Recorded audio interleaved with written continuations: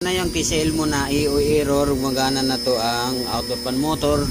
So gana na rin yung compressor. So ayos. Kaya medyo lumalamig na yung tubo. Naka 23 tayo.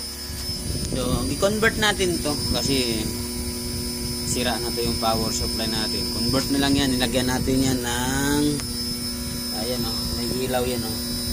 Nilagyan natin ng power supply. Convert na natin yan.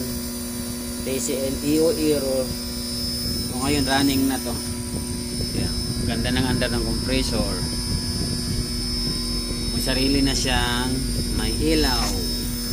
So conversion yan yun. May board yan na maliit na nilagay natin. Ayan o. Meron siyang board. So running na. Ganda na. Pwede na to sir makuha.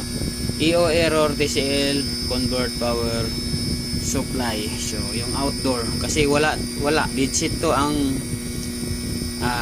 outdoor board, dead sheet to, kaya ito kinonvert na lang natin kasi pag TCL medyo mahirap yung parts pero repairable naman tong TCL. So yan, so kung marunong kayo sa basic electronics madali lang to gawa ng paraan. Ayos.